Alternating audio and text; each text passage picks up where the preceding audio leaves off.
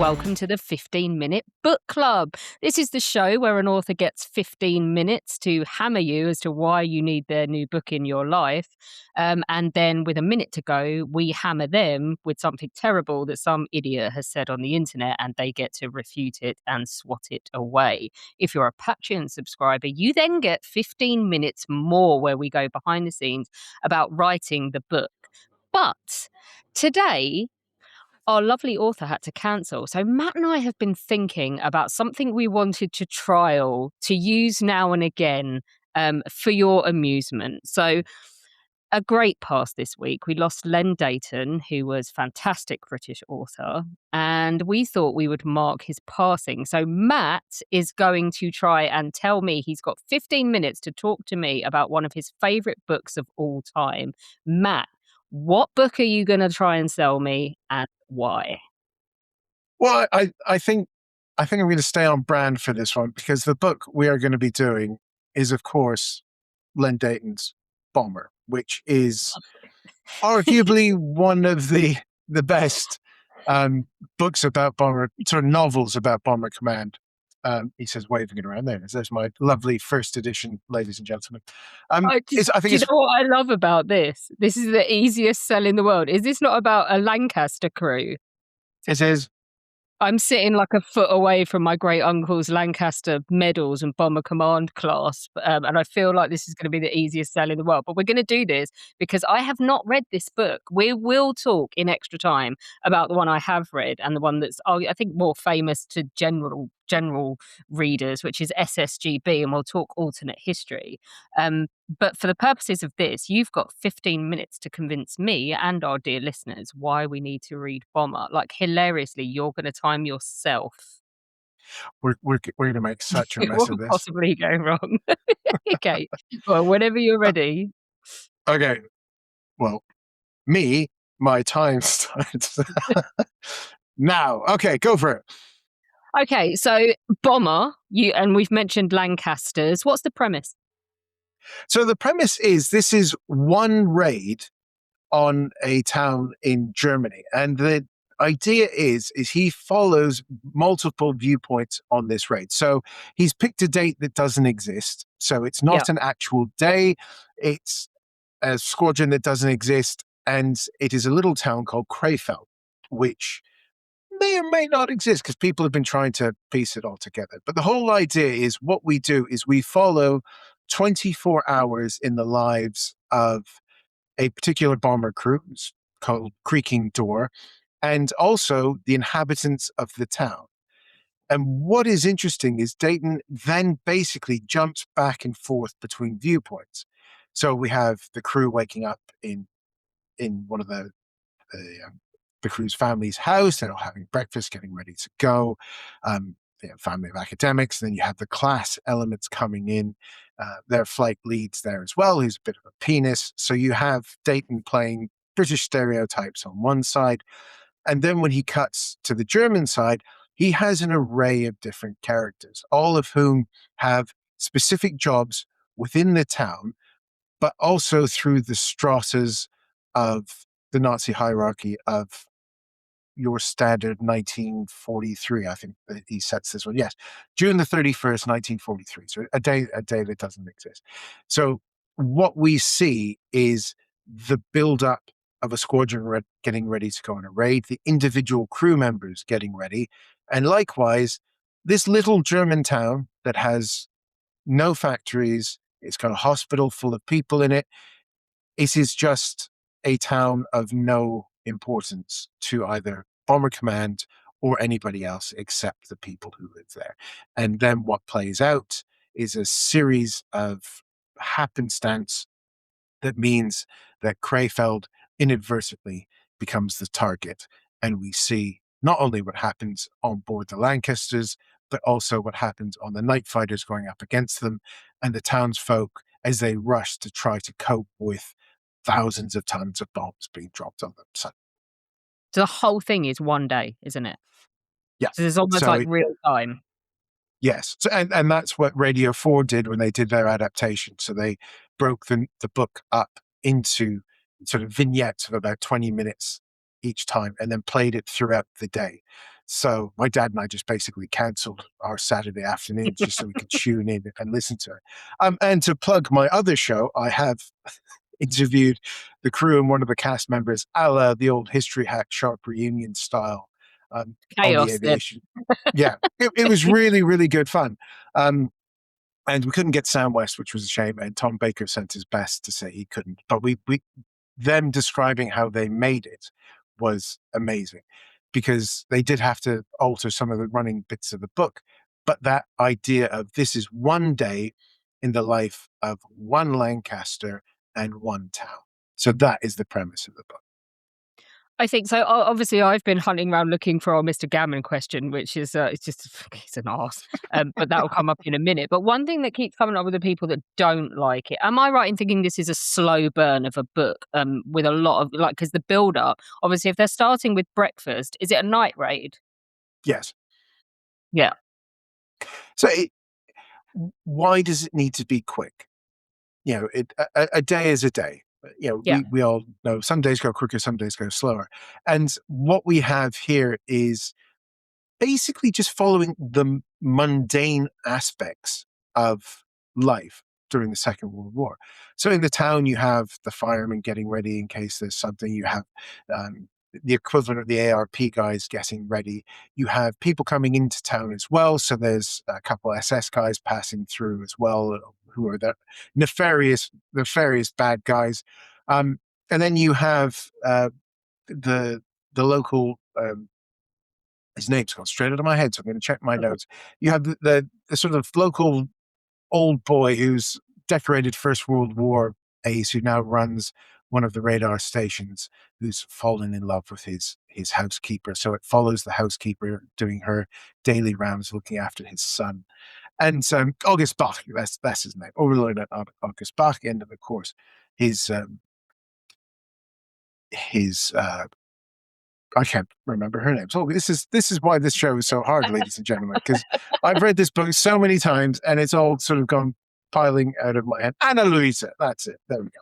So basically, you have to build up, I think, to make this book work, the fact that this is everyday life. The stuff that's going on in the station is the crew take the aircraft up for an air test. The orders start coming through from Bomber Command HQ. They start bombing up the aircraft. They start fueling the aircraft. The crews go to briefings. And it follows all of these things. And you, if you're saying this is 24 hours in the life of a Lancaster and a German town, why would you just tell the story of the raid? Because flying into sort of Western Germany is going to take a Lancaster two and a bit hours. Mm. That's the boring bit of the book, while they're just sort of wading their way through flak and things like that. You think of Memphis Belle. They don't stick around with the guys sitting around as they cross the North Sea just arguing with each other for too long. So it's that sort of idea. I think as well, like we're talking about, mentioned Memphis Belle there. This is very much, this isn't a crew of absolute heroes, is it? They're like basically a load of rejects. Is that right? Well, what they are is a bunch of normal guys that are coalesced really, really well. Yeah. So not necessarily rejects, but you have in the crew of like Sam Lambert. He's the flight sergeant who has repeatedly refused his commission and things like that because he's lower, upper, middle. Anyways, he's basically doesn't want to be an officer and a gentleman because he doesn't think he is. But the crew that he's got together is a sort of Commonwealth crew of, there's a couple of Aussies in there and the like. But what they've done is they've just formed a bond and they become very good. And what continually happens is his flight commander keeps stealing his best guys because the Yeah. guy is after medals and, Is, and all of that. isn't it because he won't play cricket? Yeah, he won't. Basically. Yeah, it's basically Lambert's on the verge of cracking, and Okay. that's another aspect of it as well. Is he's I can't remember. He might be on his second tour, so he's getting to the point where he's clearly been sort of singled out as someone who is someone for higher command, but he doesn't want it, and he's struggling to do what he's doing every night. So the crew is very interesting. You have this sort of young navigator. You've got the flight engineer on board as well, who's new to the job, and they're sort of breaking him in. Uh, the gunners are all just hilarious. Various sort of colonial chaps knocking around, and it chimes a lot with what my old uncle Bob, who was a tail end Charlie, came in right late at the end of the war, but he just would talk about his crew as basically this dysfunctional family who just spent most of their time arguing. Their tail gunner would eat all his chocolate on the way out just in case anything happens and no one else could get it. Yeah, that's kind of the sort of vibe that you get on board the creaking door. Yeah, my uncle's lat, he didn't actually go up in the air till 1943. Great uncle Wally, and his pilot was Australian as well. And again, like they just seem to have they kept in touch for the rest of their lives. In terms of like the build up, he really has. So he's been inclusive with the representation on both sides, but he also as well is telling you the other stuff that's going on that happens around a bombing raid, doesn't it? So have we not got radar operators in there as well? Yeah, so you've got the sort of one of the main characters, which is our Oberleutnant August Bach, who's the First World War fighter pilot, too old to fly. He's now in command of a radar station. So you get that sort of plotting of the raid coming in. You also get to see how good the plotters are because they can kind of figure out where they're supposed to be going, which the Germans were able to do based upon tracks. You've got the armors going on, and there's uh, I don't want to spoil too much, but there's a mistake. So you then follow what happens after that. You've got the Night Fighter Squadron as well, which has got its own dynamics. So he takes the same sort of viewpoint of the RF Squadron and puts it in a Night Fighter Geschwader and the politics around those people as well, which they sort of ramp up. And he kind of maybe layers on a little bit of um, the sort of pushing back against the Nazis within the squadron and those sort of buying into it. He's trying to get a lot of themes across, which is what I think comes through in some of the reviews, that there's a lot going on. But it's everything has a counterpoint. So you have a RF squadron, you have a Luftwaffe squadron, you have the station, the RF station, you have the German town. So you have all of these bits and pieces that are just sort of showing off on each other. And then he throws in things like the Pathfinder mosquito that gets shot down by a new mark of Night Fighter, which means that the target indicators aren't dropped on the target, they're dropped early and they fall on Crefeld. So you have just these happenstance that causes this terrible thing to happen. So he doesn't set it up as a standard raid. He sets it up as a raid that a lot of things go wrong on, which happened frighteningly often. Yeah, in terms of when it came out, so it's 1970, isn't it? Mhm. Was it a smash hit when it came out? Yeah, it was wildly popular, and also took a bit of criticism for us as well because he has different elements in there. There's the famous bit during the briefing when they announced that there's going to be squadrons of Sterlings joining the 750 aircraft raid, and everyone in the crew cheers. He says he was told that by multiple Lancaster crews because the Sterling flew lower and slower, so they were easier pickings for the night fighters. So he throws these things in, and of course, it's coming out at the same time as lots of other newer histories of the Second World War come out. Of course, you have sort of 10 years later, you have a Piece of Cake, which does the same sort of thing with the Battle of Britain. And the idea of straight up heroism and hero worship of these crews is kind of picked away with just layers of reality. And one of the reasons why the book is slow, he says, doing air quotes, because there's a mundane aspect to this. This is a job. It's a scary job. Lots of people are going to get killed, but it's what they do. This is their profession. This is you and I know this as well. This is not news to us that pilots and air people spend 2 hours of the day working and the rest of the day sodding around doing nothing, pranking each other, and trying to keep from being bored, basically. Yeah, yeah, and they're getting ready to go. They know what's coming, so they're trying to just enjoy life because it could end in the blink of an eye. And there's Deighton Deighton, sorry, does not hold back at all with the horror of it as well. It isn't. This isn't a comfy read. Uh, so one of the night fighters has a bird strike on takeoff, and he explains what happens when a bird goes through the perspex glass of a Ju-88. One of the bombers gets shot up by another night fighter using the upward firing cannons.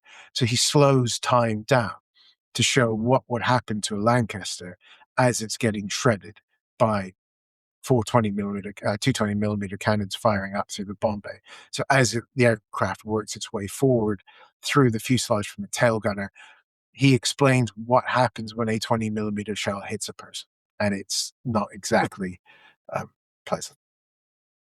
Just quickly before oh, okay, fine. We'll save that for extra time. Okay, I had a Yep. look around for shitty reviews of this, and there were some people. Some people really didn't get the build up. Listen to this one. Oddly depressing. First of all, I don't think it's odd that a mass bombing raid tested like destruction of bombers is. It's not odd that it's depressing, my dude. That's the right feeling to be having. But he says, wordy, slow, depressing, biased, at times boring, self-indulgent, troubling, and notably a lesson in self-administered misery. That's a review of him reading this book, by the sounds of it. A Yeah, very pretty odd much. style of slow-moving, single time frame, multiple storytelling. Um, yeah, gave up halfway. He essentially says. So Another one quote the review, "Let's all go to war and let's all die." The above quote, oh, he's going on about Starship Troopers. There's some twats on the internet, isn't there? So yeah, they've clearly not connected with the vibe, have they? no, and the funny thing is, he kind of sort of the contradictions he's trying to play there are exactly what makes the book good. That it's not this bombastic sort of throw everything at the wall thing. It's the mundane aspect of it is actually what makes the first half good. Yeah, the other guy that quit halfway through really missed the good bits, but that's kind of on him, really. So, and look at that. As is Time's Well, up. when we do as is this on our ever own, though. we're actually pretty good. Yeah, let's just not have authors anymore. Let's just dick around together. Okay, right. The oddly depressing guy. Once again, these people never give their names, though, do they? Well done. That No, was really good. I really want to read this now. I can't believe I've not read it before. it's very good, and it was when they did the Lost Booker Prize. This was one of the books that was nominated for because they didn't do it in 1970, and it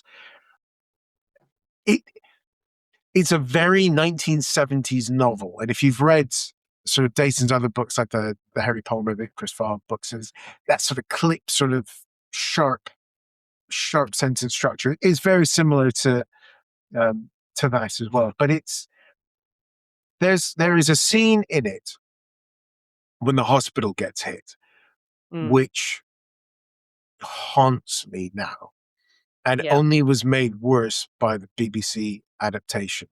And when I spoke to the team behind it, they said that was one of the key bits. Was you know, it was just in the way, but they yeah, had to play that up. So characters get stuck and they're rushing around on the ground.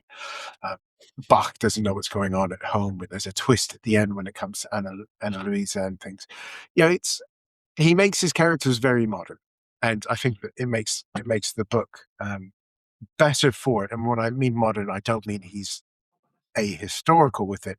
He is very in keeping, and it's this book is responsible for a lot of good history. So the International Bomber Command Museum up in Lincoln, as Dan Ellen has said as well, a lot of their interpretation they've sort of structured in the same sort of way to show how a raid would work.